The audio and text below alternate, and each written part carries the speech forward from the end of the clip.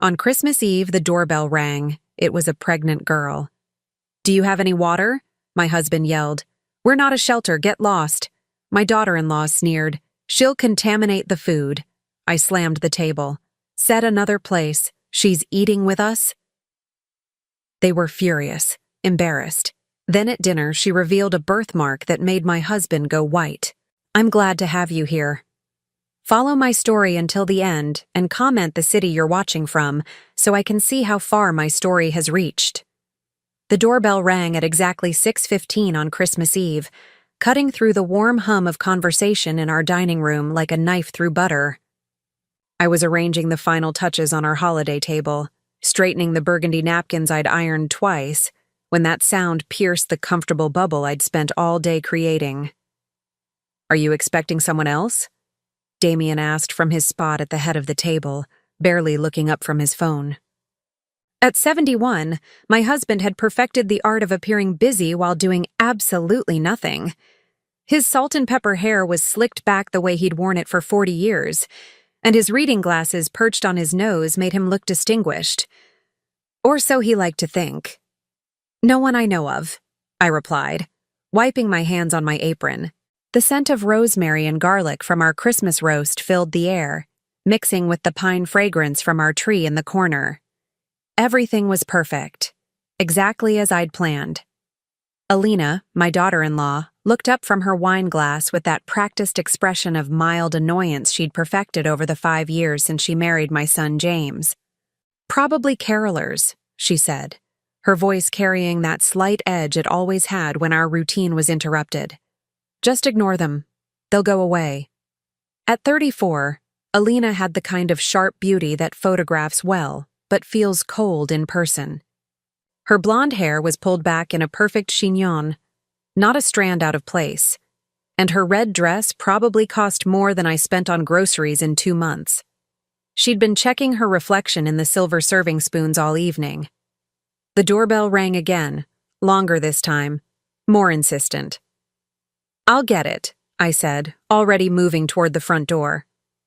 James, my 43-year-old son, was deep in conversation with his father about some investment opportunity I didn't understand and probably couldn't afford. Neither of them seemed to notice the interruption.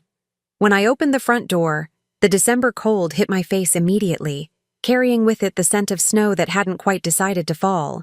Standing on my porch was a young woman, maybe 20 years old, with long brown hair that hung in damp waves around her shoulders. She was pregnant, visibly so, probably 7 or 8 months along, and she was shivering in a thin coat that had seen better days. "Excuse me," she said, her voice soft but steady. "Do you have any water? I've been walking for hours and I'm so thirsty." Behind me, I heard chair legs scraping against the hardwood floor. Damien's voice boomed from the dining room, loud enough that I knew he intended for the girl to hear him. "We're not a shelter. Tell whoever it is to get lost. This is Christmas Eve, for crying out loud." I felt heat rise in my cheeks. In 45 years of marriage, Damien's capacity for callousness still managed to surprise me sometimes. I looked at this young woman, really looked at her. Her eyes were dark brown, almost black, and there was something in them that reminded me of myself at that age. Not the features exactly, but the expression, the way she held herself despite being obviously exhausted and cold. Pride mixed with desperation. "Of course, sweetheart," I said, stepping aside. "Come in out of the cold." "Mom, what are you doing?" James appeared in the hallway, his face creased with concern. He'd inherited his father's height, but thankfully my softer features. At 43, he was successful in his accounting firm, married to a woman who looked good on paper, and completely lacking in the compassion I'd tried to raise him with. Alina appeared beside him, her wine glass still in hand. When she saw the girl, her face twisted into an expression of pure disgust. "Are you insane, Muriel? She could have diseases. She'll contaminate our food." Something inside me snapped. Maybe it was the way Alina said, "contaminate," like this young woman was garbage. Maybe it was the dismissive tone in Damien's voice from the other room. Or maybe it was the way the girl's hand instinctively moved to protect her belly when Alina spoke. I slammed my hand down on the small table in our entryway, hard enough that the ceramic bowl holding our keys rattled. Everyone froze. "Set another place," I said, my voice carrying a authority I hadn't used in years. "She's eating with us." The silence that followed was thick enough to cut. Alina's mouth fell open in a way that wasn't attractive at all. James looked like someone had just told him gravity was optional. From the dining room, I heard Damien's chair scrape again, followed by his heavy footsteps. "Muriel, have you lost your mind?" he said as he appeared in our small entryway, his face already red with indignation. "We have a nice family dinner planned, and you want to invite some vagrant—" "Her name," I interrupted, turning to the young woman. "Is what, sweetheart?" "Sophie," she said quietly, but her voice didn't shake. "Sophie Miller." "Sophie is joining us for Christmas dinner," I said, looking directly at my husband. "Anyone who has a problem with that can explain to me how turning away a pregnant woman on Christmas Eve aligns with the Christian values you claim to hold." Damien's face went through several interesting color changes. Purple was particularly prominent. "This is ridiculous, Muriel. We don't know anything about her. Where she's been, what she wants." "I want to sit down," Sophie said, and for the first time since I'd opened the door, I noticed how pale she was. "Please, I haven't eaten since yesterday morning." That did it. I took her gently by the elbow and guided her toward the dining room. "James, get another chair from the kitchen. Alina, set another place setting. Damien, pour her some water." Nobody moved. I stopped walking and turned to face my family. "Now." There's something about the tone a mother uses when she's reached the absolute end of her patience. It's a frequency that cuts through 43 years of James learning to tune me out, through 5 years of Alina's practiced indifference, through 4 decades of Damien assuming I'll just go along with whatever he decides. James disappeared into the kitchen. Alina set down her wine glass with slightly more force than necessary and stalked over to the china cabinet. Damien muttered something under his breath about bleeding hearts, but filled a glass with ice water. I helped Sophie settle into the chair James brought from the kitchen, positioning her between my usual seat and the empty spot where my mother used to sit before she passed 3 years ago. Sophie kept her thin coat on, and I noticed her hands were chapped from the cold. "How far along are you, dear?" I asked, settling into my own chair. 7 months, Sophie replied, accepting the water glass from Damien with a quiet "thank you" that he didn't acknowledge. Alina returned with silverware and a plate, setting them down with more noise than necessary. "So where's the father?" she asked, her voice sharp with judgment. "Out getting high somewhere while you're wandering around looking for handouts?" "Alina," I warned. "What? It's a fair question. Single mothers don't just appear out of nowhere on Christmas Eve unless there's a story." Sophie's hand tightened around her water glass, but she met Alina's gaze steadily. "He's not in the picture anymore." "How convenient," Alina muttered, taking a large sip of her wine. I began serving dinner, ladling the rosemary roast onto plates, adding roasted vegetables and Yorkshire pudding. The food I'd spent all day preparing suddenly felt like props in a play I hadn't auditioned for. Every sound seemed amplified. The clink of silverware, the rustle of Sophie's coat, Alina's deliberate sighs. "So, Sophie," I said, determined to create some semblance of normalcy. "Where are you from?" "Originally from here in Portland," she said, cutting her meat into small, careful pieces. "I've been staying with friends recently, but—" She paused, glancing around the table. "Things change." Damien was pushing food around his plate without eating, stealing glances at Sophie when he thought no one was looking. There was something in his expression I couldn't quite read. Not curiosity exactly, but something that made the hair on the back of my neck stand up. "Friends," Alina repeated with a snort. "Let me guess, they got tired of supporting you and the baby." "That's enough," I said sharply. But Sophie shook her head. "It's okay, Mrs." She looked at me questioningly. Patterson. Muriel Patterson. This is my husband Damien, my son James, and his wife Alina.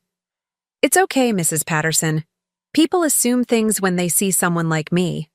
Sophie took a small bite of the Yorkshire pudding and smiled for the first time since she'd arrived. This is delicious. Thank you. Something warm settled in my chest. My mother's recipe. She always said food made with love tastes different. My mother used to say the same thing, Sophie said softly. Used to? I asked gently. She died 6 months ago. Cancer. The simple statement hit the table like a stone thrown into still water. Even Alina had the grace to look uncomfortable. James cleared his throat and reached for his beer. I'm so sorry, sweetheart, I said, and meant it. I knew what it was like to lose a mother too early, to face the world without that particular safety net. Sophie nodded, blinking rapidly. She would have loved this, she said, gesturing around our dining room. The tree, the decorations, the family dinner. We never had much, but she always tried to make Christmas special. I glanced at our tree, standing proud in the corner with its carefully arranged ornaments and perfectly coordinated gold and burgundy ribbons.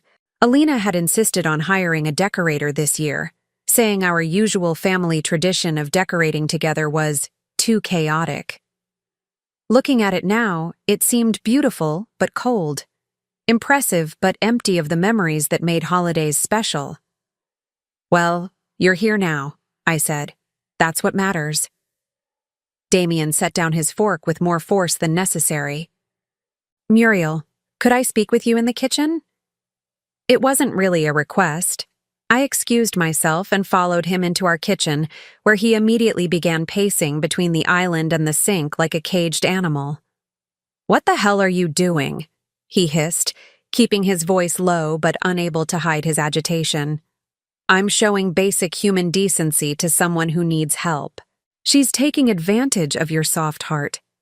This is exactly how people get robbed, Muriel. Or worse. I stared at my husband, this man I'd shared a bed with for 45 years, and felt something cold settle in my stomach. She's a pregnant 20-year-old who asked for water, Damien. What exactly do you think she's going to steal? The good china?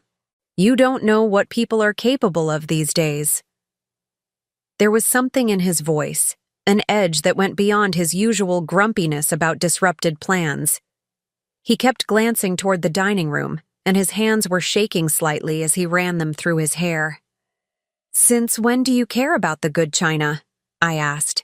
You've been telling me for years that I'm too sentimental about mother's things. Damien didn't answer. He just stood there, looking toward the dining room with an expression I couldn't read but didn't like. When we returned to the table, Sophie was listening politely as James explained his latest golf tournament victory. Alina was scrolling through her phone, probably posting pictures of her perfectly plated dinner to social media. Sophie caught my eye and smiled, a real smile that reached her eyes and made her face light up. Thank you, she mouthed silently. I nodded and settled back into my chair, but I couldn't shake the feeling that something was shifting in our house tonight. Something that went deeper than unexpected dinner guests or disrupted holiday traditions. As I watched Sophie eat her dinner with obvious hunger but perfect manners, as I noticed the way she instinctively protected her belly with one hand while she ate with the other, I found myself wondering about her story. Not the judgmental wondering that Alina was doing, but genuine curiosity about this young woman who carried herself with such dignity despite obvious hardship. And I couldn't stop noticing the way Damien kept looking at her when he thought no one was watching. The way his face had gone pale when she'd first walked into our dining room. Sophie reached for her water glass and pushed up her sleeve slightly. On her wrist, just visible below the cuff of her worn sweater, was a birthmark. A crescent moon shape, dark against her pale skin. The exact same birthmark my husband had on his shoulder. The rest of Christmas Eve dinner passed in a haze of forced conversation and growing unease. I couldn't stop thinking about that birthmark. Couldn't stop watching the way Damien's hands trembled every time he reached for his water glass. Sophie seemed oblivious to the tension, eating with obvious relief and answering James's questions about Portland with the kind of detailed knowledge that only comes from growing up somewhere. "Oh, I know that area," she said when James mentioned his old high school. "My mom used to clean houses in that neighborhood when I was little. Beautiful homes. I always wondered what it would be like to live in one of them." Something flickered across Damien's face, guilt maybe, or recognition. He cleared his throat and excused himself to the bathroom, but I noticed he was gone for nearly 10 minutes. When he came back, his face was flushed and he wouldn't meet my eyes. After dinner, I insisted that Sophie stay for dessert. Alina had made her disapproval clear through a series of dramatic sighs and pointed looks, but I didn't care. There was something about this girl that had awakened every protective instinct I possessed. Maybe it was her obvious vulnerability, or maybe it was the way she'd thanked me for the Yorkshire pudding like it was the finest meal she'd ever eaten. "I should probably go," Sophie said as I began clearing the dinner plates. "I don't want to overstay my welcome." "Nonsense," I said firmly. "It's Christmas Eve. No one should be alone on Christmas Eve." Alina snorted. "Some people prefer to be alone. Maybe that's why she's in this situation in the first place." The cruelty in my daughter-in-law's voice made my stomach turn. I'd always known Alina was self-centered, but I'd never seen her be deliberately vicious before. Sophie's face flushed, but she didn't respond. "Alina," James said quietly. "That's enough." "Is it?" Alina turned on her husband with the kind of sharp fury that had been simmering all evening. "Your mother invites a complete stranger into our home, and I'm supposed to pretend that's normal? We don't know anything about her, James. She could be on drugs. She could be dangerous." "She's pregnant and she asked for water," I interrupted. "Since when is basic human kindness considered dangerous?" Alina laughed, but there was no humor in it. "Basic human kindness? Muriel, you're being manipulated.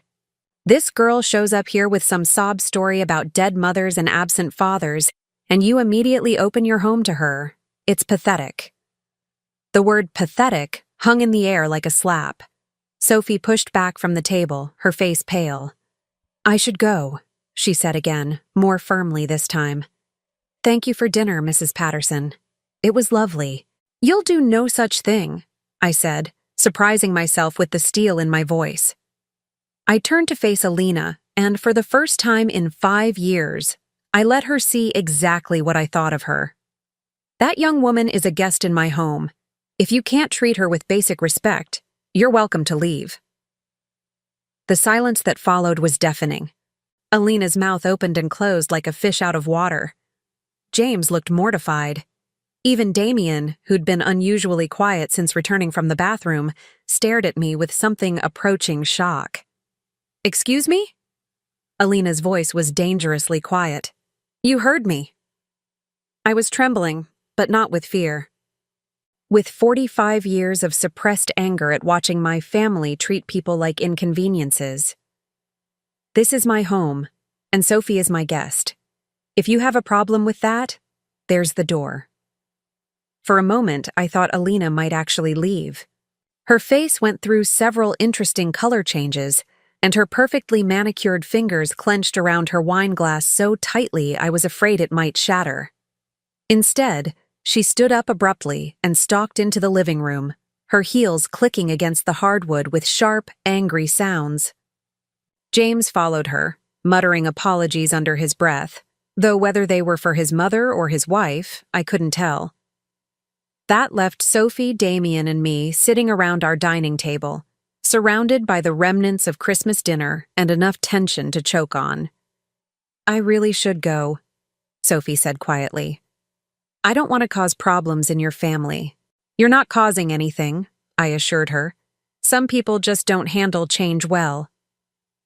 Damien made a sound that might have been agreement, but when I looked at him, he was studying Sophie with an intensity that made me uncomfortable. Not the way James had been looking at her, with polite curiosity, but with something deeper, something that looked almost like fear. "Sophie," he said suddenly, his voice rough. "Where did you say you grew up?" The question seemed innocent enough, but there was something in Damien's tone that made both Sophie and me look at him more closely. Southeast Portland, Sophie replied, near Mount Tabor. Why? Damien's face went white, completely white, like someone had just drained all the blood from his body. He gripped the edge of the table so hard his knuckles stood out like mountain peaks. Are you all right? I asked, reaching toward him instinctively. Fine, he said quickly, too quickly. Just tired. It's been a long day. But he wasn't fine. He was staring at Sophie like she was a ghost, and his breathing had become shallow and rapid. I'd seen Damien handle business crises, family emergencies, even my mother's death with more composure than he was showing right now. Mount Tabor's a nice area, I said carefully, watching my husband's face. Very family-oriented. Sophie nodded. Mom always said she chose it because she wanted me to grow up somewhere safe. She worked really hard to keep us in that neighborhood. What did your mother do for work? Damien asked, and his voice cracked slightly on the word mother. She cleaned houses mostly. Sometimes she worked at the hospital laundry when things got tight. She never complained, though. She always said she was building something for us. Each word seemed to hit Damien like a physical blow. Sweat had broken out across his forehead, despite the fact that our dining room was comfortably cool. What was her name? The question came out as barely more than a whisper. Sophie smiled for the first time since Alina's outburst. Elena. Elena Martinez before she married my dad, Elena Miller after. Though Dad wasn't around long enough for the name change to matter much. I watched my husband's face crumple. Actually crumble, like a building being demolished in slow motion. His breathing became ragged, and he pushed back from the table so suddenly that his chair fell over backward. I need some air, he muttered, stumbling toward the back door that led to our patio. Sophie and I sat in stunned silence, listening to the door slam behind him. Is he okay? Sophie asked, genuine concern in her voice. Should I call someone? I stared at the door my husband had just rushed through, my mind racing. Elena Martinez, Mount Tabor. The way Damien had reacted to Sophie's presence from the moment she walked through our door. The birthmark I'd noticed on her wrist. 20 years ago, Damien had gone through what he'd called a midlife crisis. He'd started working late, going to business conferences in cities that didn't seem to have much business relevance, taking long drives on weekends to clear his head. I'd suspected there might be another woman, but I'd convinced myself I was being paranoid. After all, we'd been married for 25 years at that point. We had James to think about, and Damien had always been devoted to his family. Or so I'd told myself. Mrs. Patterson? Sophie's voice seemed to come from very far away. Are you all right? I looked at this young woman sitting at my dining table, this beautiful girl with her dark eyes and her crescent moon birthmark, and her memories of a mother named Elena who'd worked so hard to give her daughter a good life. This girl who'd grown up in the same neighborhood where Damien had taken all those long, contemplative drives. Sophie, I said slowly, my voice sounding strange to my own ears. How old are you exactly? I'll be 21 in March, she replied. Why?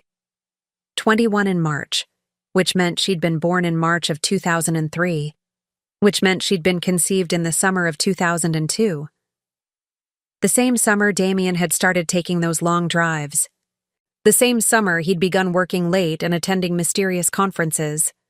The same summer I'd started finding charges on our credit card for restaurants I'd never been to and hotels in cities he claimed to be visiting for business. My hands were shaking as I reached for my water glass. The ice had long since melted, leaving the water lukewarm and unsatisfying. Sophie, I said, not sure if I really wanted to know the answer to the question I was about to ask. Do you have any other family? Anyone you could stay with? She shook her head. It's just been me and Mom since I was little. She had a sister once, but they lost touch years ago. Mom never talked much about family. She always said we were enough for each other. Elena and Sophie. A mother and daughter who'd been enough for each other, while Elena cleaned other people's houses and Sophie grew up wondering what it would be like to live in the beautiful homes her mother worked in. While Damien and I lived in our comfortable house with our successful son, never knowing that just across town, there might be a little girl who shared his distinctive birthmark and his stubborn chin. From the living room came the sound of raised voices, James and Alina arguing in harsh whispers that weren't quite whispered enough. Through the back window, I could see Damien pacing on our patio like a caged animal, his hands running through his hair in a gesture I'd seen him make when he was deeply stressed. Sophie was looking around our dining room with an expression I couldn't quite read. Not greed or envy, but something sadder, something that looked like longing. "Your home is beautiful," she said quietly. "Your family is lucky." Lucky. I almost laughed, but I was afraid if I started, I might not be able to stop. Or I might start crying instead, which would be worse. "Sophie," I said, making a decision that felt like jumping off a cliff. "Would you like to stay the night? We have a guest room, and it's late, and you shouldn't be walking around Portland alone when you're so pregnant." Her eyes widened. "Oh, I couldn't impose any more than I already have, especially not after." She gestured toward the living room, where Alina's voice was growing louder. "You're not imposing. You're accepting hospitality that's freely offered." The truth was, I wasn't ready to let her go. Not until I understood what was happening here. Not until I figured out why my husband looked like he'd seen a ghost the moment this girl walked into our home. Sophie hesitated, her hand instinctively moving to her belly. "Are you sure? I don't want to cause more problems." "The only problem," I said firmly, "is people who think kindness is weakness." Through the window, I watched Damien lean against our patio railing, his shoulders shaking. Whether from cold or emotion, I couldn't tell. But for the first time in 45 years of marriage, I found myself wondering if I knew my husband at all, and looking at Sophie, with her Elena's eyes and Damien's birthmark, and her stories of growing up in the neighborhood where my husband had taken all those mysterious drives, I had the terrible feeling I was about to find out. I led Sophie upstairs to our guest room, my mind churning with possibilities I didn't want to consider. The room was small but comfortable, with a double bed covered in one of my mother's quilts and a window that looked out over our neighbor's garden. I'd always kept it ready for visitors, though we rarely had any. "The bathroom is right across the hall," I told her, setting fresh towels on the dresser. "There are extra blankets in the closet if you get cold." Sophie sat on the edge of the bed, running her hands over the quilt's intricate pattern. "This is beautiful work. Did you make it?" "My mother did. She made one for each of us kids when we got married. Said it would keep us warm when times got hard." "She sounds like she was a wonderful woman." She was. I paused in the doorway, studying Sophie's profile in the soft lamplight. "Sophie, can I ask you something personal?" She looked up, those dark eyes so earnest it made my chest ache. "Of course." "Your father, the one who wasn't around long. What was his name?" Something flickered across her face, there and gone so quickly I almost missed it. "Mom always told me his name was David Miller, but—" She hesitated, then shook her head. "I've never been sure she was telling me the truth about him." My mouth went dry. "What makes you say that?" Little things. The way she'd changed the subject when I asked questions. How she never had any pictures of him. Never talked about how they met. When I got older, I started thinking maybe Miller wasn't even his real last name. Maybe it was just easier for her to give me a name than to explain that she didn't know who my father was. I gripped the door frame to steady myself. Elena Martinez had given her daughter a false name for her father, had kept his identity secret for 20 years, and now that daughter was sitting in my guest room, carrying his grandchild and bearing his distinctive birthmark. "Sophie," I said carefully, "that mark on your wrist, you've had it since birth?"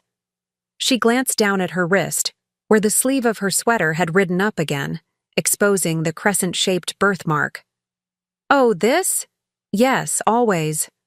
Mom used to say it was my moon mark, that it meant I was special." She smiled sadly.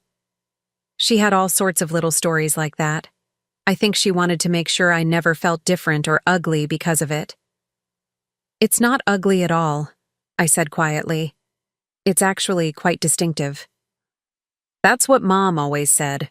She told me that someday I might meet someone else with the same mark, and that would mean something important. Sophie's voice grew wistful. I used to imagine it would be my father, that we'd recognize each other somehow. The irony was so sharp it cut. She had met someone with the same mark. He was downstairs on our patio, probably having a panic attack. Get some rest, sweetheart, I managed. We'll talk more in the morning. I closed her door softly and stood in the hallway for a long moment, trying to process what I'd just learned. Elena Martinez, David Miller, obviously a fake name. A daughter who'd grown up wondering about her father while he lived just across town, building a life that didn't include her. Downstairs, the house was eerily quiet. James and Alina had apparently taken their argument upstairs to their room, though I could still hear the occasional sharp word through their closed door. I found Damien in the kitchen, sitting at our breakfast table with his head in his hands and a tumbler of whiskey in front of him. Damien, I said quietly. He looked up, and I was shocked by how much he'd aged in the past 2 hours. The man I'd been married to for 45 years looked like he'd lived through 45 more in the space of a single evening. Is she staying? He asked, his voice hoarse. Yes, in the guest room. I sat down across from him, folding my hands on the table. We need to talk. Muriel. Elena Martinez, I said, cutting him off. Mount Tabor, summer of 2002. Damien's face crumpled. He took a shaky sip of his whiskey and set the glass down with trembling hands. How long have you known? I didn't know. I suspected something 20 years ago, but I convinced myself I was being paranoid. I kept my voice level, though inside I felt like screaming. I should have trusted my instincts. You don't understand. Then explain it to me. The words came out sharper than I intended. Explain how my husband spent the summer of 2002 having an affair with a woman named Elena Martinez. Explain how that woman had a daughter 9 months later who happens to have the same birthmark as you do. Explain how you can sit there drinking whiskey while your daughter is upstairs sleeping in our guest room. The word daughter hung between us like a bomb that had just exploded. Damien flinched as if I'd struck him. It wasn't supposed to happen, he whispered. What wasn't supposed to happen? The affair or the pregnancy? Any of it. He looked up at me with eyes full of pain and guilt. God, Muriel, none of it was supposed to happen. I waited, giving him space to tell me the truth. All of it. I met Elena at a business conference. She was working for the catering company. We started talking during a break and she was so different from anyone I'd ever known. She was working 2 jobs to put herself through community college, taking care of her sick mother, but she never complained. She was so full of life, so determined. So you decided to sleep with her? Damien winced. It wasn't like that. Not at first. We just talked. I started looking forward to conferences where I knew she'd be working. Then we started meeting for coffee. Innocent stuff. When did it stop being innocent? That summer. Her mother died in June and she was devastated. She had no one else, Muriel. No family, no real support system. I wanted to help her. By having an affair with her, by being there for her, he said desperately. But somewhere along the way, it became more than that. I don't know how to explain it. I felt like a different person when I was with her. Someone better. Someone who mattered. The pain in his voice might have moved me if I wasn't so angry. And what about us? What about James? Did we not matter? Of course you mattered. You matter. That's why I ended it. When? August. When she told me she was pregnant. Damien's voice broke completely. She said she was going to keep the baby, and I panicked. I told her I couldn't leave my family, that I couldn't be part of her life anymore. I stared at my husband, this man I'd shared my life with, and felt something cold and hard settle in my chest. You abandoned her. I gave her money. You abandoned a pregnant woman who had just lost her mother and had no one else in the world. What was I supposed to do? Damien's voice rose, desperation creeping in. Leave you? Leave James? Destroy our family for a mistake I'd made? So you made Elena and Sophie pay for your mistake instead. The silence that followed was deafening. Damien stared into his whiskey glass like it held answers he'd never find. She never contacted you? I asked finally. Never asked for help? He shook his head. I told her not to. I said if she tried to reach me, I'd deny everything. I'd make sure she couldn't prove anything. His voice dropped to a whisper. I was terrified you'd find out, terrified of losing everything. So instead, you let Elena struggle to raise your daughter alone while you went on with your comfortable life, pretending she didn't exist. I sent money, he said weakly, for the first few years. Anonymous cashier's checks. I wanted to help, but I couldn't risk. Risk what? Risk taking responsibility for your actions? Damien looked up at me with tears in his eyes. Risk losing you. The words should have softened something in me, should have reminded me that whatever else he'd done, he'd chosen our marriage, our family. Instead, they just made me angrier. You lost me the moment you betrayed our vows, Damien. You lost me the moment you abandoned a pregnant woman. You just managed to hide it from me for 20 years. Muriel, please. Does she know? I cut him off. Does Sophie know who you are? I don't think so. Elena never told her my real name. She probably doesn't even know I live in Portland. I thought about Sophie's wistful comment about someday meeting someone with the same birthmark, about recognizing her father. She'd been sitting 3 feet away from him all evening and had no idea. Show me, I said suddenly. What? Your birthmark. Show me. Damien looked confused, but he rolled up his left sleeve and pulled aside his collar, revealing the crescent-shaped mark on his shoulder. It was exactly the same as Sophie's. The same size, the same shape, the same dark coloring against pale skin. Jesus, I whispered. She's really yours. Yes. The word came out as barely more than a breath. I stared at the mark that had been hidden under Damien's shirt all these years. The mark that proved beyond any doubt that the young woman sleeping in our guest room was his daughter. Our son's half-sister. My stepdaughter, I supposed, though the word felt strange and inadequate. What are we going to do? Damien asked. For the first time since this nightmare had begun, I didn't have an immediate answer. What do you do when your husband's secret daughter shows up on Christmas Eve, pregnant and alone? What do you do when you discover that the man you've been married to for 45 years abandoned his own child? I don't know, I said honestly. But I know what we're not going to do. We're not going to lie to her anymore. We're not going to let her leave here without knowing the truth. Muriel, you can't tell her. It would destroy everything. Everything is already destroyed, Damien. You destroyed it 20 years ago when you made the choice to put your comfort above your responsibility. I stood up from the table, suddenly exhausted by the weight of this new reality. That young woman upstairs has spent her entire life wondering about her father, wondering if he ever thought about her, if he ever regretted leaving her. She deserves to know the truth. And James? What about James? Finding out he has a half-sister he never knew about? James is a grown man. He'll have to deal with it, just like the rest of us. And Alina? You think she's going to accept this? I thought about Alina's behavior at dinner, her cruel comments about Sophie, her obvious disdain for anyone she considered beneath her social status. Alina can accept it or she can leave.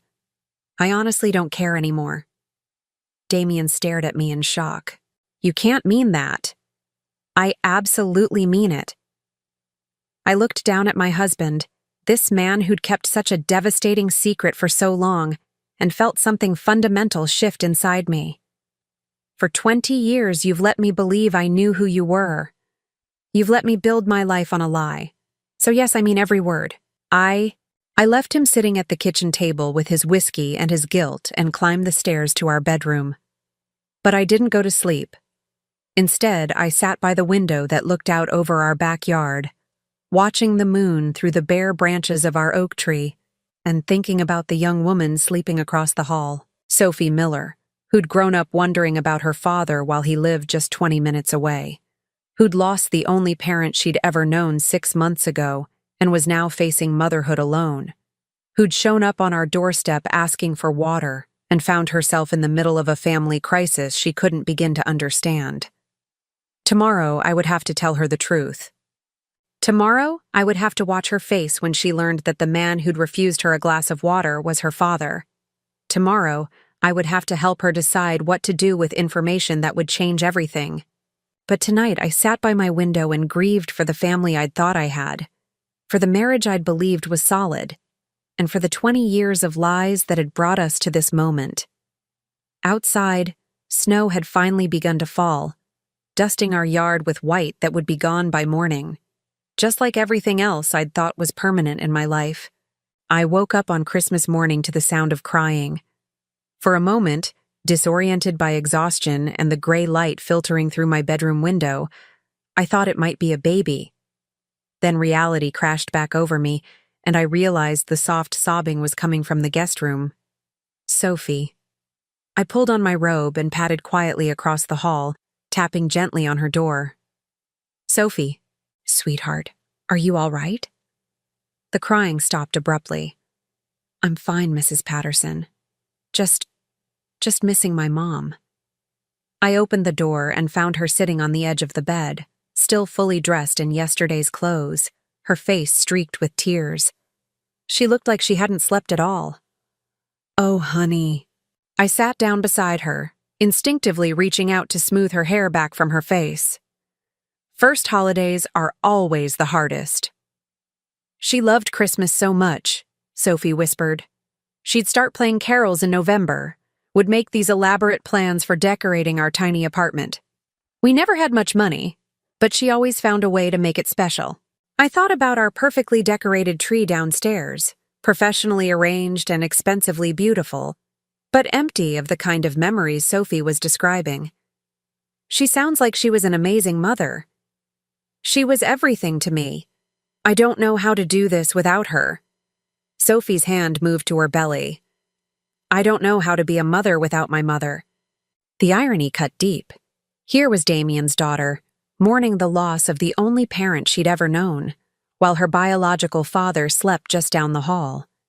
Elena Martinez had been everything to her child, because she'd had to be, because Damien had abandoned them both. Sophie, I said carefully, I need to tell you something. About last night. About my husband's reaction to you. She looked up at me with those dark eyes that were so much like Elena's, according to Damien's guilty confession. Is he okay? He seemed really upset. How do you tell someone that their entire life has been built on a lie? How do you explain that the father they've wondered about their whole life has been living 20 minutes away, building a comfortable existence while they struggled? Damien recognized you, I said slowly. Not you specifically, but your mother's name. Sophie, there's something you need to know about your father. About David Miller. Sophie went very still. What do you mean? David Miller wasn't his real name. Your mother gave you a false name to protect you. Protect me from what? I took a deep breath, knowing that what I said next would change everything for this young woman. From the truth that your father was a married man who abandoned your mother when she told him she was pregnant. The color drained from Sophie's face. How do you know that? Because your father is my husband. The silence that followed was so complete I could hear the old house settling around us, could hear Damien moving around downstairs in the kitchen, probably making coffee and pretending this was a normal Christmas morning. That's impossible, Sophie whispered finally. I wish it were. I reached for her hand, but she pulled away from me. Sophie, I know this is shocking. You're lying. She stood up abruptly, backing toward the window. This is some kind of sick joke. Why would you say something like that? Because it's the truth. Your mother's name was Elena Martinez. She worked for catering companies, met my husband at business conferences in the summer of 2002. When she told him she was pregnant, he gave her money to disappear and told her never to contact him again. Sophie's breathing became rapid and shallow. She pressed her back against the window, one hand protectively over her belly. No, my mother would have told me.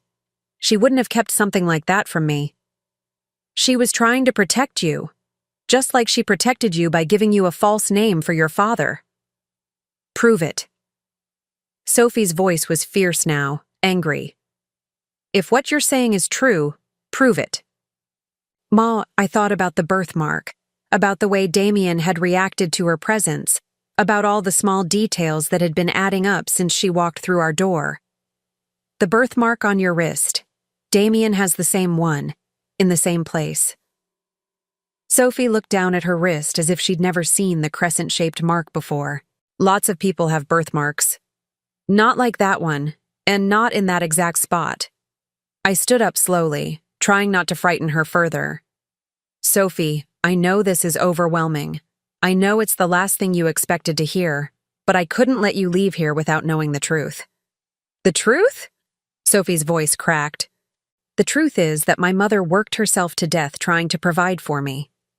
The truth is that she cleaned other people's houses and did laundry at the hospital and never complained. Not once. The truth is that she told me my father was a good man who just couldn't be part of our lives.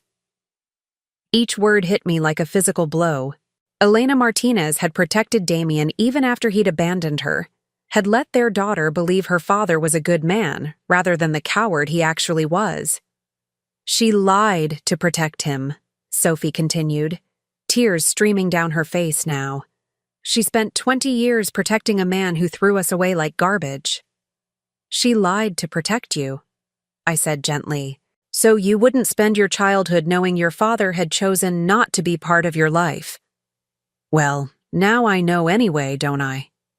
Sophie's voice was bitter now, hard in a way that made her sound older than her 20 years.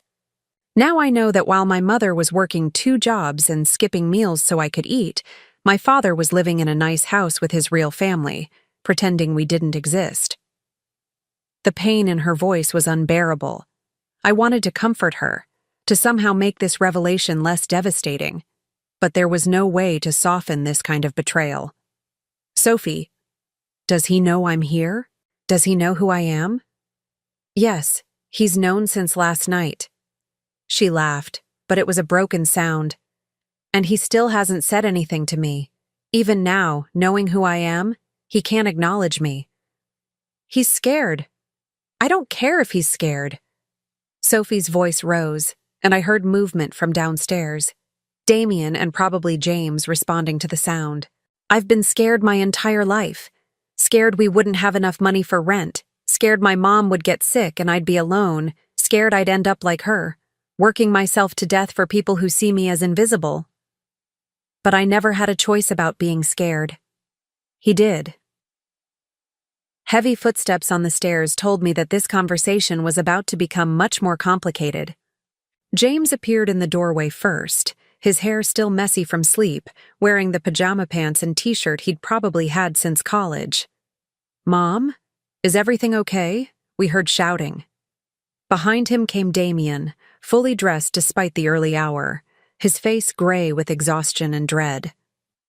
When his eyes met Sophie's, she went completely still. "So," she said, her voice deadly quiet, "you're my father." James looked confused, glancing between Sophie and his parents. "What's going on?" "Your father," I said, never taking my eyes off Damien, "had an affair 20 years ago. This young woman is your half-sister." The words landed like grenades in our small guest room. James's mouth fell open. Damien gripped the doorframe like he might fall without support. "That's impossible," James said weakly. "Dad would never—" "Show her," I said to Damien. "Show her the birthmark. Muriel. Show her." With shaking hands, Damien rolled up his sleeve and pulled aside his collar, revealing the crescent-shaped mark on his shoulder. Sophie stared at it, then looked down at her own wrist, comparing the two marks that were identical in every detail. "Oh my God," James breathed. "Oh my God, it's true." Sophie's composure finally cracked completely. She sank down onto the bed, sobbing with a desperation that shook her entire body. 20 years, she gasped between sobs. 20 years my mother struggled alone while you lived here with your real family. "Sophie, please." Damien tried to step into the room, but she recoiled from him so violently that he stopped immediately. "Don't touch me. Don't you dare touch me." "I can explain." "Explain what? How you abandoned a pregnant woman? How you let your daughter grow up in poverty while you lived comfortably 20 minutes away?" Sophie wiped her face with her sleeves, her eyes blazing with fury. "Did you ever think about us? Did you ever wonder if we were okay?" Damien's silence was answer enough. "My mother died 6 months ago," Sophie continued, her voice getting stronger with each word. "Cancer. We couldn't afford good treatment, couldn't afford to take time off work. She died in a charity ward, asking me to forgive her for not giving me a better life. I sent money," Damien started. "When? When did you send money?" "The first few years. Cashier's checks." "We never got any money from you. Ever. My mother worked herself into the ground to support us." Sophie stood up, facing Damien with a courage that reminded me painfully of myself at that age. "Do you know what she told me before she died? She said she was sorry she couldn't give me a father, that every child deserved 2 parents, and she'd failed me by not being able to provide that." Damien was crying now, silent tears streaming down his face. "Elena always said, 'Don't say her name.'" Sophie's voice was sharp as broken glass. "You don't get to say her name. You gave up that right when you abandoned her." From downstairs came the sound of footsteps and Elena's voice calling up the stairs. "What's all the noise about? Some of us are trying to sleep." "This should be interesting," James muttered, looking like he might be sick. Elena appeared in the doorway wearing an expensive silk robe, her hair perfectly arranged despite having just woken up. When she saw all of us crowded into the guest room, with Sophie crying and Damien looking like he might collapse, her expression shifted from annoyance to alarm. "What's happening?" "Sophie is James's half-sister," I said bluntly. "Damien is her father." For a moment, Elena just stared at us like we were speaking a foreign language. Then she started laughing. Not the kind of laughter that comes from finding something funny, but the hysterical kind that happens when reality becomes too absurd to process. "You're kidding, right? This is some kind of Christmas joke?" "I wish it were," I said. Elena's laughter stopped abruptly. She looked at Sophie with new eyes, taking in the birthmark, the resemblance to Damien that was more obvious now that we knew what to look for. "Well," she said finally, her voice cold as winter wind. "This explains a lot about last night." "Elena," James started. "Does this mean she's going to expect money? Inheritance rights? Because I should point out that illegitimate children don't automatically—" "Get out," Sophie said quietly. "Excuse me?" I said get out.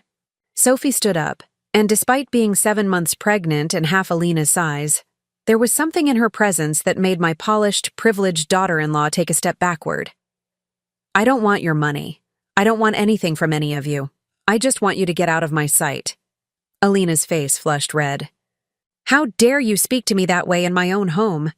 "It's not your home," I said sharply. "It's mine, and if anyone should be leaving, it's you." The look Elena gave me was pure venom. "Fine, but don't expect me to be part of this family drama. I married James, not his father's bastard children." The word bastard hung in the air like a curse. Sophie flinched as if she'd been slapped, but her spine straightened. "You're right," she said with dignity that shamed all of us. "I am a bastard. My mother was unmarried when she had me, and my father abandoned us both. But at least I know what it's like to work for what I have. At least I know the value of loyalty and sacrifice. Which is more than I can say for you. Alina opened her mouth to respond, but James cut her off. That's enough, both of you. He looked around the room at his family. His father who'd been lying for 20 years, his mother who'd just discovered her husband's betrayal, his pregnant half-sister who'd shown up on their doorstep, and his wife who was treating the situation like a social embarrassment rather than a human tragedy. I need some air, he said, and left the room. Alina followed him, her silk robe billowing dramatically behind her like she was exiting a stage. That left Sophie, Damien, and me in the guest room that suddenly felt too small to contain all the pain and anger and secrets that had been revealed. I should go, Sophie said quietly, reaching for her thin coat. No, I said firmly. You shouldn't. Not like this. Why? She looked at me with eyes that held too much sadness for someone so young. So you can all figure out how to deal with the inconvenience I represent? So your husband can explain why he threw away his own child? So we can figure out how to make this right, I said. Sophie laughed, but there was no humor in it. There is no making this right. You can't give me back my mother. You can't give me back the 20 years I spent wondering about my father. You can't undo the damage that was done. She was right, and we all knew it.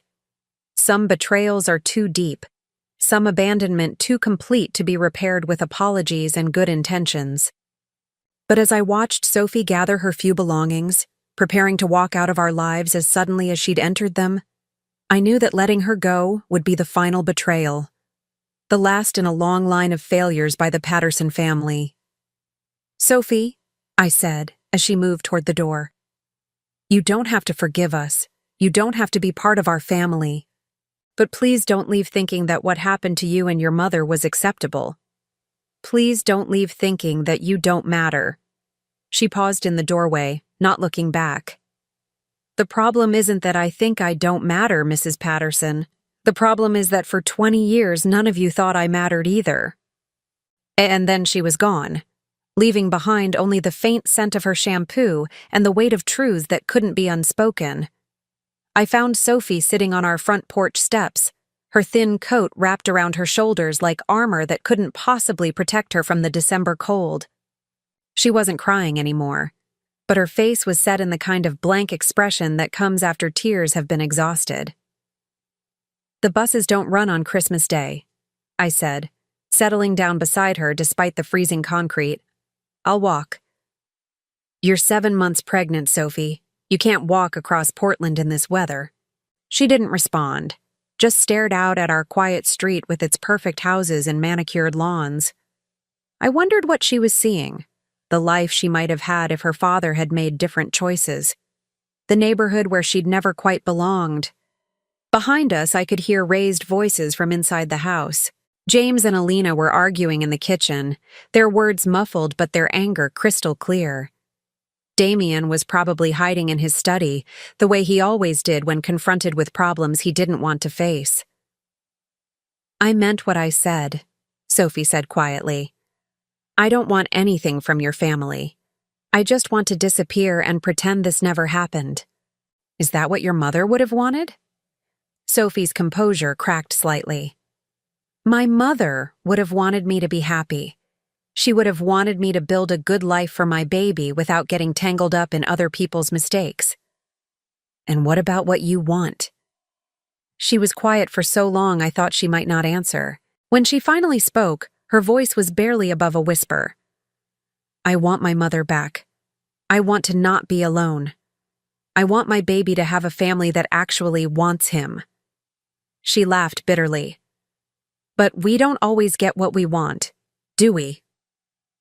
The front door opened behind us, and James stepped out onto the porch. He'd dressed hastily in jeans and a sweater, his hair still disheveled. He looked at Sophie like she was a puzzle he couldn't solve. Can we talk? He asked, his voice uncertain. Sophie glanced at me, then back at James. I suppose. James sat down on the step below us, turning to face Sophie directly.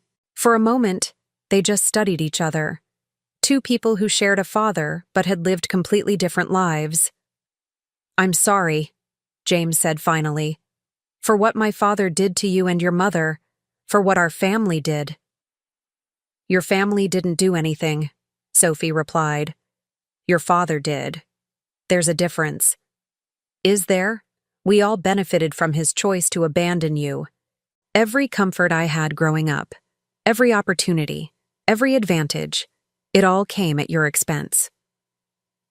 I watched my son grapple with this new reality, with the knowledge that his privileged childhood had been built on his father's betrayal of another family. It was painful to see, but also necessary. "You didn't know," Sophie said, and there was no bitterness in her voice now, just exhaustion. "That doesn't make it right." "No, it doesn't. But it also doesn't make it your fault." They sat in silence for a moment, two siblings who should have grown up together, who should have known each other's secrets and shared each other's burdens. "What's she like?" Sophie asked suddenly. "Your wife." James sighed. "Alina is complicated. She wasn't always like this. When we first met, she was different, kinder." "What changed?" "Money, I think. Status. The longer we've been married, the more important those things have become to her." James looked down at his hands. I should have seen it sooner. Should have recognized what she was becoming. The front door slammed open with enough force to shake the house. Alina stood in the doorway, fully dressed now in designer clothes that probably cost more than Sophie made in a month. "I can't believe you're all out here having some kind of family bonding session," she said, her voice dripping with disdain. "James, get in the car. We're leaving." "We're not going anywhere," James replied, not moving from the steps. "Excuse me?" "I said we're not leaving. This is my family, Alina. All of it. Including Sophie." Alina's face went white, then red, then white again.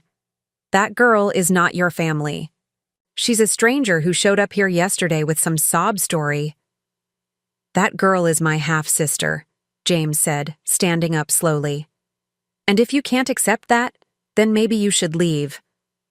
The look Alina gave him was pure poison. "Fine, but don't expect me to be here when you come to your senses." She stormed back into the house, and within minutes we could hear her upstairs, slamming drawers and throwing things into suitcases. James winced at each crash but didn't move to stop her. "Are you sure about this?" Sophie asked him quietly. "I don't want to be the reason your marriage ends." "You're not the reason," James said. "You're just the catalyst. This has been building for years. I've just been too much of a coward to face it." 20 minutes later, Alina emerged from the house dragging two large suitcases, her face set in lines of fury and wounded pride.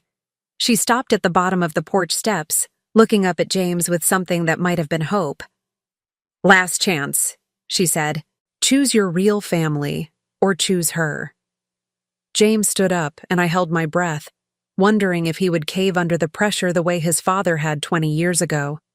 Instead, he walked down the steps and kissed Alina's cheek gently. "Take care of yourself," he said softly.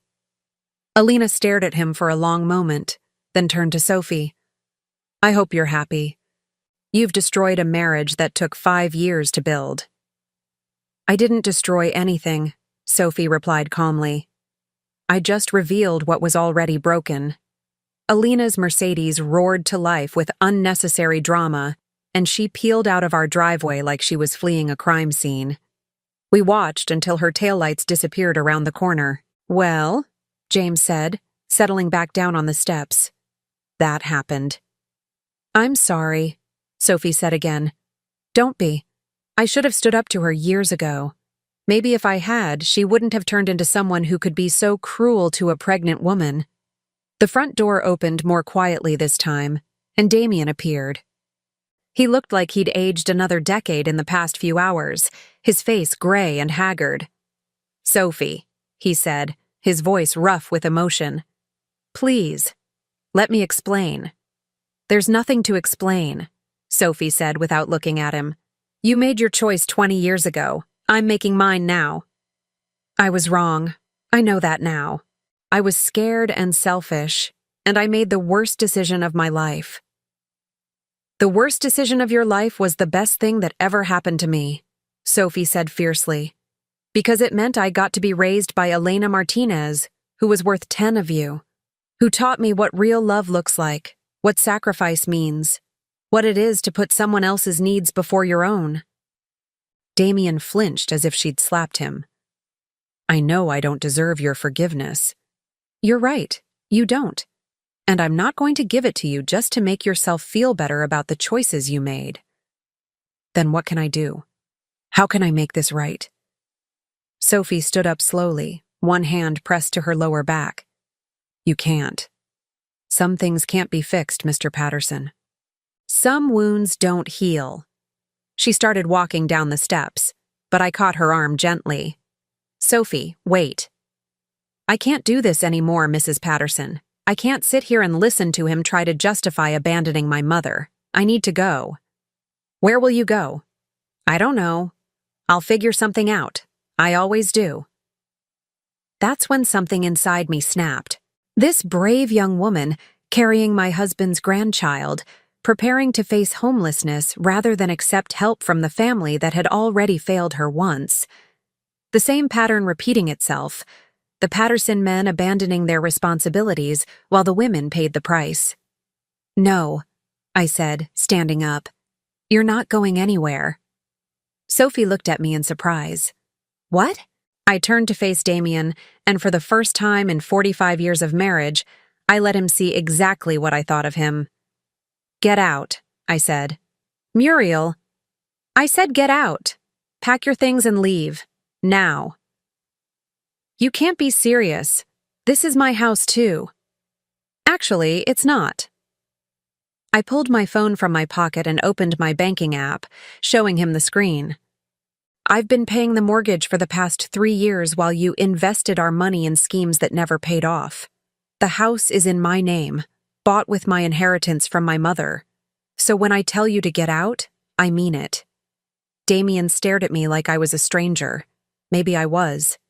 Maybe the woman who would have quietly accepted his betrayal and helped him cover it up had died the moment Sophie walked through our door. Where am I supposed to go? I honestly don't care. Find an apartment, stay at a hotel, move in with one of your golf buddies. Just get out of my sight. Muriel, please, we can work through this. We've been married 45 years. 45 years built on a lie. I won't spend one more day pretending to be married to a man who could abandon his own child. James was staring at me with something approaching awe. Sophie looked stunned. Even I was surprised by the steel in my own voice. You have 1 hour, I continued. Take whatever you need and go. We'll figure out the rest through lawyers. Damien looked like he might argue further, but something in my expression stopped him. He turned and walked back into the house, his shoulders slumped in defeat. Sophie sank back down onto the steps. You didn't have to do that. I don't expect you to choose me over your husband. I'm not choosing you over my husband, I said, sitting down beside her. I'm choosing right over wrong. I'm choosing the family I want to build instead of the family I inherited. What does that mean? I took a deep breath, knowing that what I said next would change everything for both of us. It means I'm asking you to stay.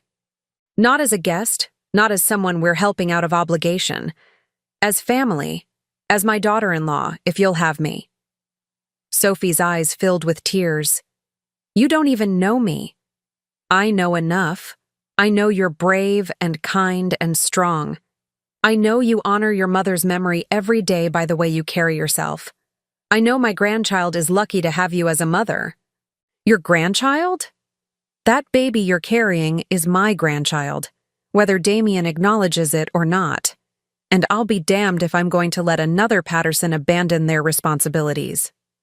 Sophie was crying again, but these were different tears. Not tears of pain or anger, but something deeper. Something that looked like hope. I don't know how to be part of a family, she whispered. It's just been me and Mom for so long. Then we'll learn together, I said, taking her hand. We'll figure it out as we go. Through the front window, we could see Damien moving around upstairs, packing 45 years of marriage into suitcases. In the kitchen, James was making coffee, probably trying to process the fact that his entire world had shifted in the span of 24 hours. But on the front porch, in the cold December air, something new was being born. Not the family any of us had planned, but the family we chose. The family we deserved. "Sophie," I said, squeezing her hand gently. "Welcome home." 6 months later, I woke up to the sound I'd been waiting my entire life to hear, my grandson crying in the nursery down the hall. Not the angry, desperate wail of hunger or discomfort, but the healthy, indignant cry of a baby who'd just discovered he had an opinion about the world. I pulled on my robe and padded quietly to the room that had once been Damien's study, now transformed into a nursery with soft yellow walls and hand-painted animals that Sophie and I had worked on together during her last trimester. The morning light filtered through gauze curtains, casting everything in a warm, golden glow. Sophie was already there, of course, lifting little Gabriel from his crib with the practiced ease of someone who'd been a mother for exactly 3 weeks, but seemed to have been born to the role. She looked up when she heard me in the doorway, her face lighting up with the kind of smile I'd never seen from her during those early, difficult days. "Good morning, Grandma," she said softly, and my heart did a little flip the way it did every time she called me that. "Someone's ready for his breakfast." I moved into the room, marveling again at how perfectly Gabriel fit into Sophie's arms, how natural she looked despite being only 21 and having no experience with babies. Elena had raised her daughter well, had given her the confidence and strength she needed to face motherhood alone, though she wasn't alone anymore. "He's got your eyes," I said, stroking Gabriel's tiny fist as he latched onto Sophie with single-minded determination. "He's got his grandfather's stubborn streak," Sophie replied with a laugh. "Look how he grips my finger." "He's not letting go of anything." We'd learned to talk about Damien in neutral tones, for Gabriel's sake if nothing else. Not with bitterness or anger, but with the kind of matter-of-fact acceptance you use when discussing someone who exists but isn't part of your daily life. Like a distant relative or an old neighbor who'd moved away. The truth was, I rarely thought about Damien anymore.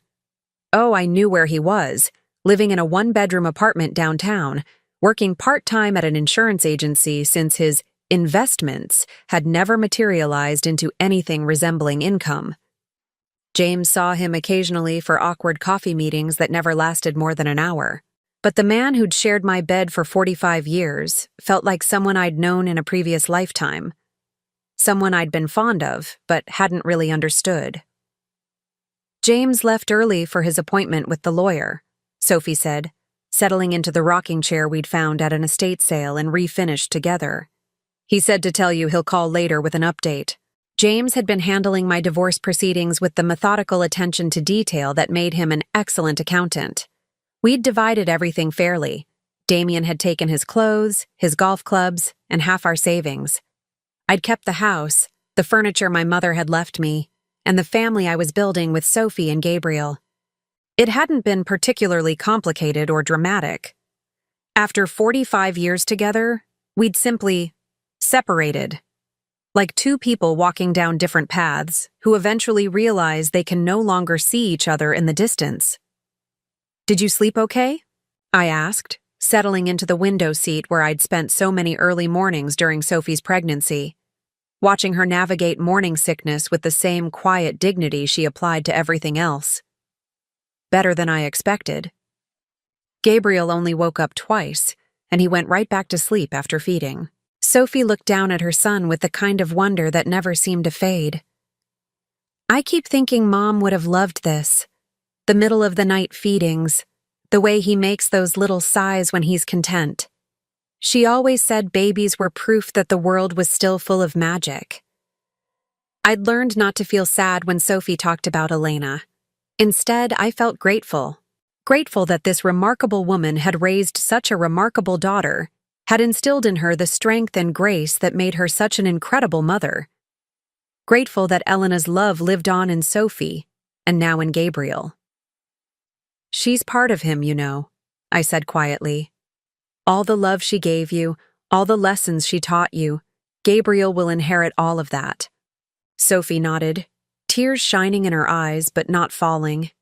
She'd grown stronger over the past months, more confident in her place in our little family. The scared, pregnant girl who'd shown up on our doorstep on Christmas Eve had transformed into a woman who knew her worth and wouldn't settle for less than she deserved. The doorbell rang downstairs and I checked the clock. 7:30 in the morning, too early for casual visitors. "I'll get it," I said, kissing Gabriel's forehead before heading downstairs. Through the peephole, I could see Damien standing on our front porch, looking older and somehow smaller than he had 6 months ago. He was holding a small wrapped package and shifting his weight nervously from foot to foot. I opened the door, but didn't invite him in. "Damien. Muriel. I know it's early, but I wanted to. I brought something for the baby." He held out the package, and I could see his hands shaking slightly. Whether from nervousness or something else, I couldn't tell and didn't particularly care. "You could have called first. Would you have answered?" "Probably not." I took the package but didn't open it. "What do you want, Damien?" "I want to meet my grandson. I want to apologize to Sophie. I want to try to make things right." "And what makes you think any of us want that?" He was quiet for a long moment, staring past me into the house he'd shared with me for so many years. "Because I'm dying, Muriel." The words hit me like a physical blow, but I didn't let my expression change. "What?" "Lung cancer, stage 3. The doctors say I have maybe 6 months, probably less." I gripped the door frame, processing this information.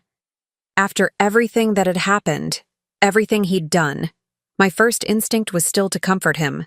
45 years of marriage don't disappear overnight, even when the foundation was built on lies. "I'm sorry," I said, and meant it. "I don't want to die without meeting my grandson, without telling Sophie how sorry I am for what I did to her and her mother." "Sophie doesn't owe you forgiveness just because you're dying."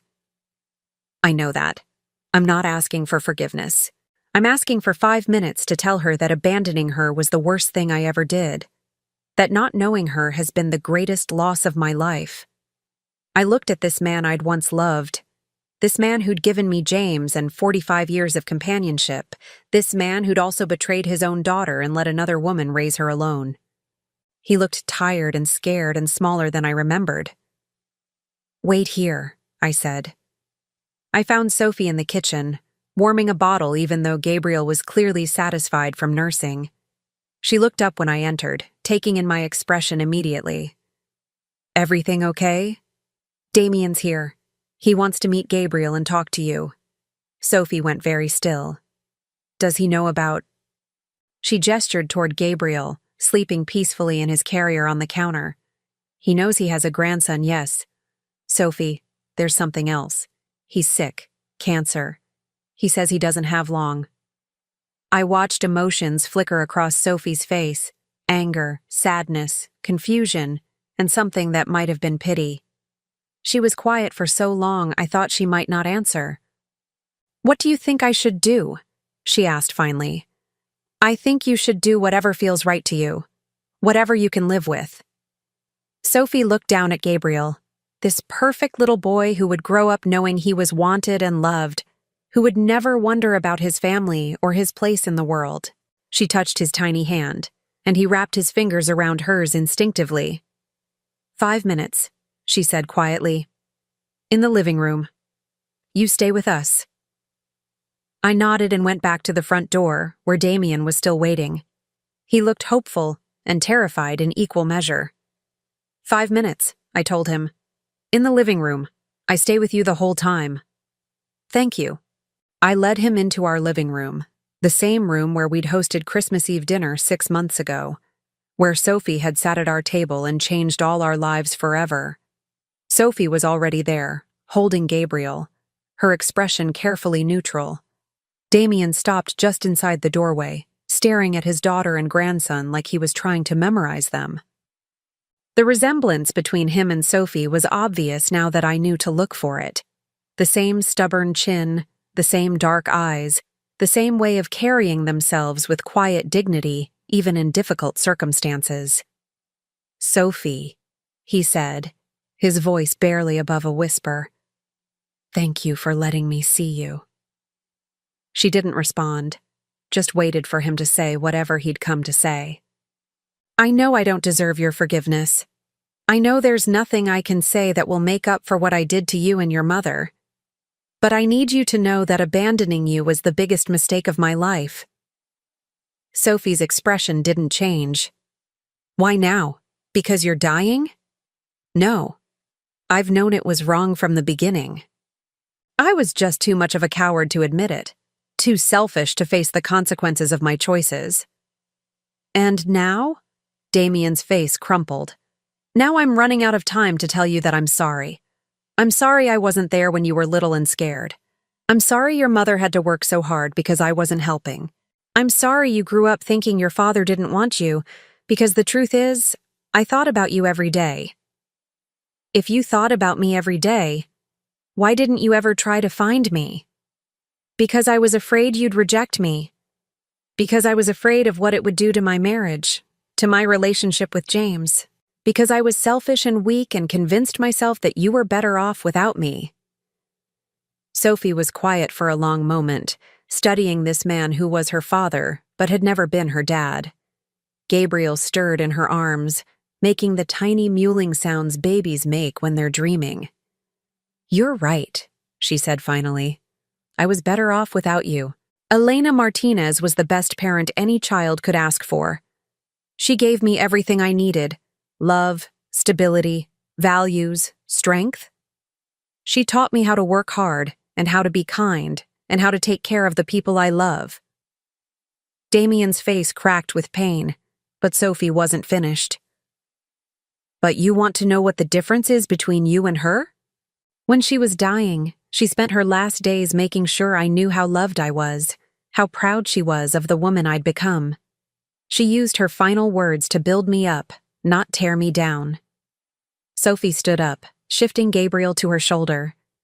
"You abandoned me once because you were afraid of facing the consequences of your choices. I won't let you abandon my son the same way." "What does that mean?" "It means if you want to be part of Gabriel's life, you have to prove you're capable of putting someone else's needs before your own. It means showing up consistently, not just when it's convenient or when you're feeling guilty." Damien's eyes filled with hope. "You'd let me be part of his life?" "I'd let you try to earn that privilege. But the first time you disappoint him, the first time you let him down the way you let me down, you're done. No second chances, no excuses. Gabriel deserves better than that." "I understand." "Do you? Because being a grandfather isn't about showing up for the fun parts. It's about being there for the hard parts too. It's about putting Gabriel's needs above your own comfort, your own fears, your own selfish desires." Damien nodded, tears streaming down his face. "I want to try. I want to be better than I was." Sophie looked at me, and I saw Elena's strength in her eyes, Elena's wisdom in the set of her jaw. "We'll see." She walked over to Damien, stopping just close enough for him to get a good look at Gabriel. "This is your grandson. His name is Gabriel James Martinez Patterson. He's 3 weeks old, he loves to be held, and he's already the smartest baby who ever lived." Damien stared down at Gabriel with wonder and heartbreak and love all mixed together. "He's perfect. Yes, he is. And he's going to grow up knowing exactly how loved and wanted he is. That's a promise. Can I hold him?" Sophie hesitated, then carefully transferred Gabriel to his grandfather's arms. Damien held him like he was made of spun glass, tears falling freely onto the baby's blanket. "Hello, Gabriel," he whispered. "I'm your grandfather, and I promise you, I'm going to do better by you than I did by your mother." We stayed like that for several minutes. 3 generations of a family that had been broken and was slowly learning how to heal. It wasn't perfect. It wasn't the reunion any of us would have chosen. But it was honest, and that was more than we'd had before. When Gabriel started fussing, Sophie took him back. He's hungry again. Growing boys need constant fuel. Damien nodded, reluctant to let the moment end. Thank you for letting me meet him, for giving me a chance I don't deserve. You don't deserve it, Sophie agreed. But Gabriel does. Every child deserves to know their family even when that family is complicated. After Damien left, Sophie and I sat in our kitchen while Gabriel napped in his carrier. The morning sun streamed through our windows, illuminating the drawings Sophie had made for the nursery, the shopping lists in both our handwriting on the refrigerator, the family photos that now included pictures of Gabriel and Sophie alongside the older ones of James and me. Do you think I did the right thing? Sophie asked, stirring honey into her tea. I think you did the brave thing, which isn't always the same as the right thing, but it's usually close. I'm scared he'll hurt Gabriel the way he hurt me. If he does, we'll protect Gabriel the same way Elena protected you. But Sophie, you have something Elena didn't have. What's that? A family that will stand behind you. James will be the best uncle that boy could ask for. I'll be the grandmother who spoils him rotten and teaches him how to bake cookies and tells him stories about all the strong women in his family. And you'll be the mother who loves him enough to set boundaries, to demand better from the people in his life. Sophie smiled, reaching across the table to squeeze my hand. I never thought I'd have this, a real family, a home where I belong. You belong here. You and Gabriel both. This is your home for as long as you want it. Even when Gabriel gets older? Even when he's running around making noise and breaking things? Especially then. This house has been too quiet for too long. It needs the sound of children laughing, of family dinners that get loud and messy, of birthday parties and Christmas mornings with too much wrapping paper and not enough coffee. Through the window, I could see our neighbor Mrs. Chen hanging laundry on her line, humming softly to herself. In the distance, the church bells were chiming 9 o'clock, marking another hour in what felt like the first day of the rest of our lives. Gabriel stirred in his carrier, making the little grunting sounds that meant he'd be awake soon and ready for his next adventure. Sophie finished her tea and stood up, smoothing down his blanket. Come on, little man, she said softly. Let's go see what the world has to offer today. As I watched Sophie carry my grandson upstairs to change his diaper, as I listened to her talking to him in the gentle voice that reminded me so much of Elena, I felt something I hadn't experienced in years. Complete and utter contentment. The family I'd thought I had for 45 years had been built on secrets and lies, and the convenient pretense that some people mattered more than others. But this family, this small, unlikely group of people who'd found each other through pain and chose each other through love, this was real. This was home. And Gabriel James Martinez Patterson, sleeping peacefully upstairs in his nursery with his brave young mother watching over him, would grow up knowing exactly where he belonged. With us. Now I'm curious about you who listened to my story. What would you do if you were in my place? Have you ever been through something similar? Comment below. And meanwhile, I'm leaving on the final screen 2 other stories that are channel favorites, and they will definitely surprise you. Thank you for watching until here.